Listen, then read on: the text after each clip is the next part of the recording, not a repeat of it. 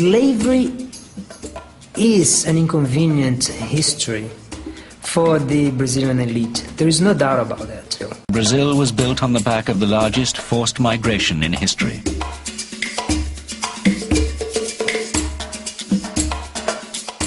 North America is well known for its slave-owning past, but this South American country received 10 times as many, 4 million Africans.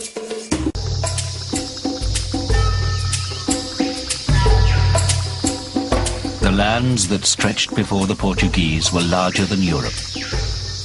It was a remarkable discovery, equaling that of Columbus only 8 years earlier.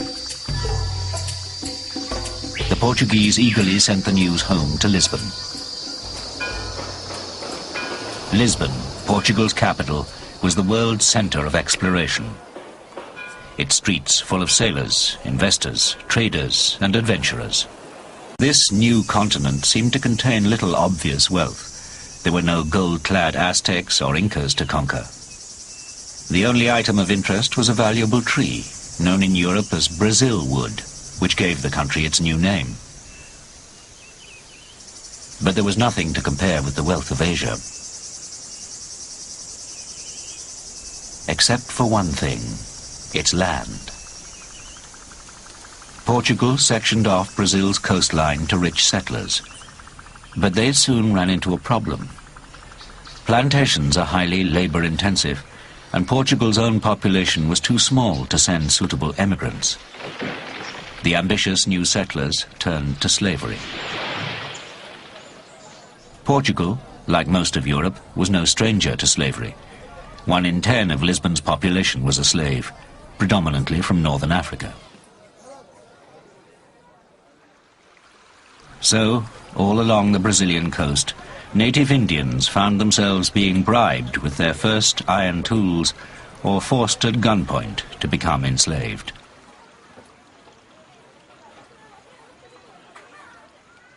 Above all, hundreds of thousands of indigenous peoples died from European diseases, smallpox, measles, and the common cold.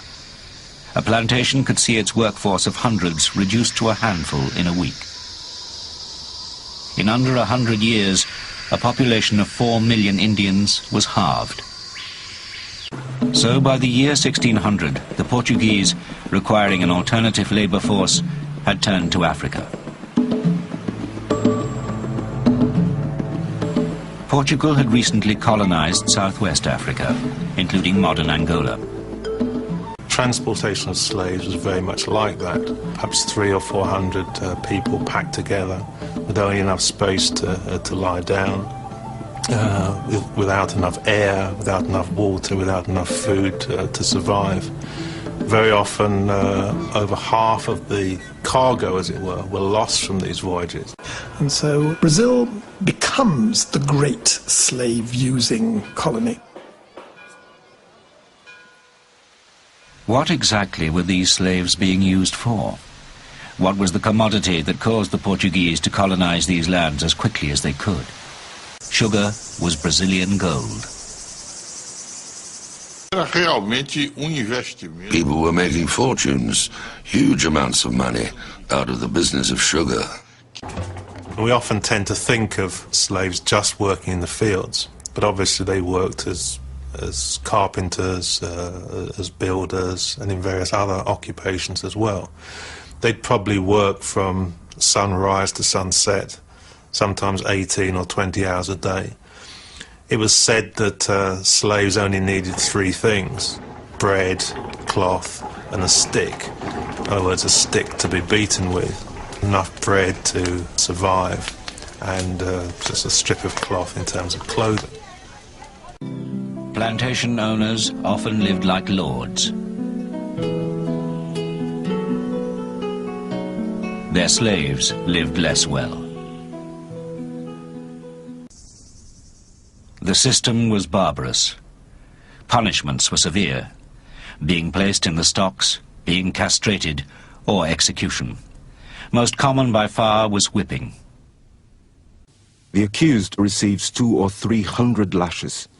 The mangled flesh is then cut and pepper and salt applied to the wounds. The tourniquet, hand and neck stocks, thumbscrews, manacles, irons, pillories, and many other instruments of punishment are common on our plantations. In some provinces, slaves are exposed for a whole night, tied to a stake over an ant's nest. Burlamak, abolitionist. One day, someone came to visit him and told him how attractive a female slave's breasts were. To please the visitor, as he was leaving, the Baron handed him the slave's breasts on a tray. Whereas in the United States the black population rose steadily, in Brazil, despite a far greater rate of importation, it stayed the same. Life expectancy for new arrivals was a mere 6 or 7 years, and slaves born in Brazil lived, on average, only into their early 20s. And who were the settlers? Many were young men, or ambitious gamblers, risking all, who found themselves thrown into a world of wealth, freedom, fornication. Many, too, were criminals or miscreants that Portugal preferred far from home shores. The majority of imported slaves were male. Women were few, children not valued. Slave women deliberately attempt to abort themselves so that the children inside their bodies will not be made to suffer what they have suffered. Antonil, Jesuit priest. The need for slaves multiplied enormously when, in the mid-1690s, gold was discovered in the interior.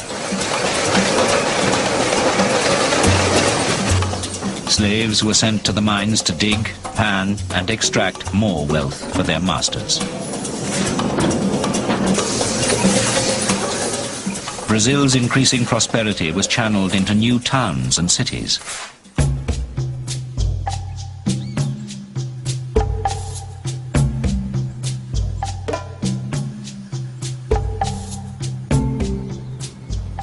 As Portugal's population remained small, continuing to send few immigrants, and other Europeans preferred the cooler climate and Protestant faith of North America, it was Brazil's black slaves that built and serviced this urban colonization.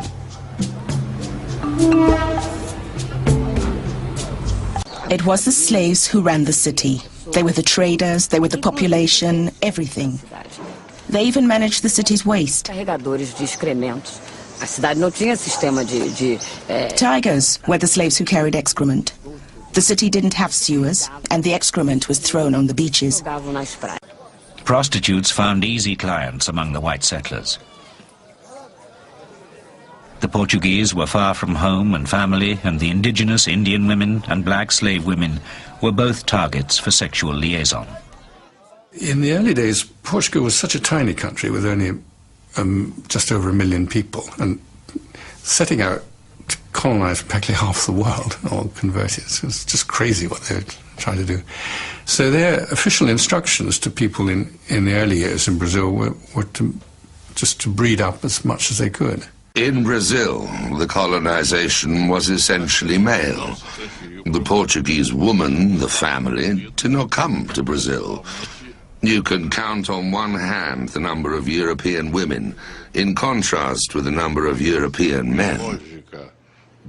So, the biological integration of the African woman with the European man was natural. There wasn't this ethnic exclusiveness that took place in the United States.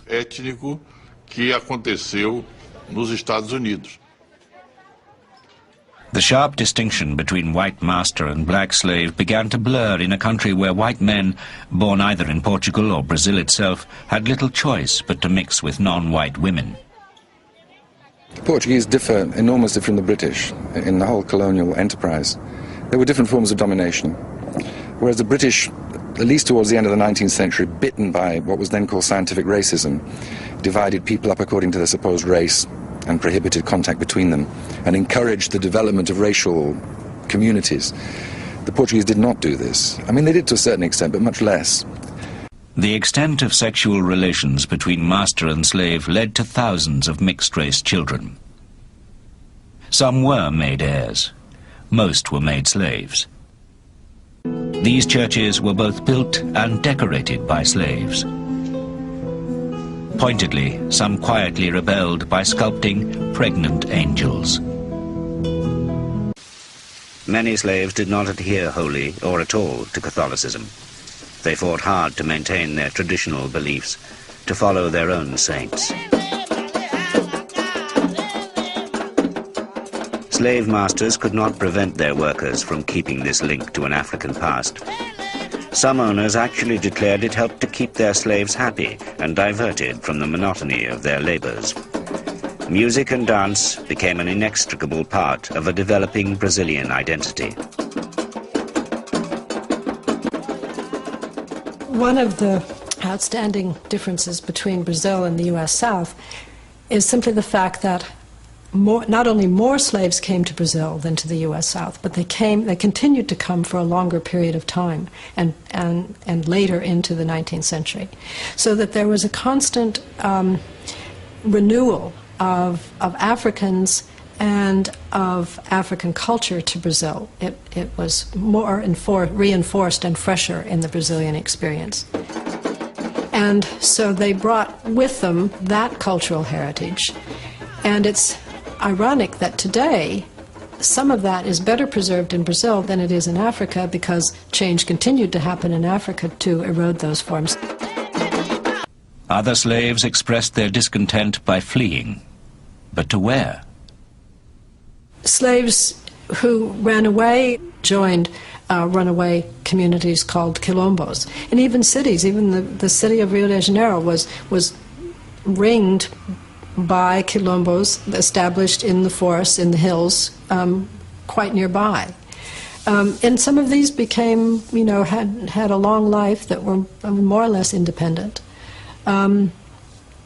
They were always the object of police attempts to break them up. Within Brazil itself, larger and larger numbers of slaves were simply abandoning plantations, wrecking the whole system. Plantation owners decided to opt for abolition and hoped they could coerce some slaves to stay on.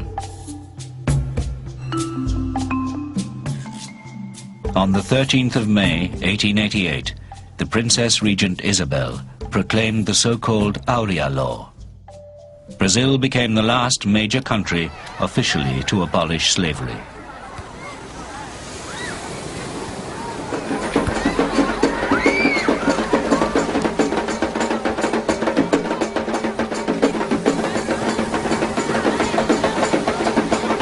It's true that this was the final Emancipation Act, but of course even after that, those who had formerly been slaves owned nothing, were given no compensation and so on, and so were forced to remain on the land or to exist in other ways. In other words, although they were legally free, they were still bound economically to the land, to the mines or the other occupations they were forced. The blacks are the ones in prisons, living in the slums, not having jobs.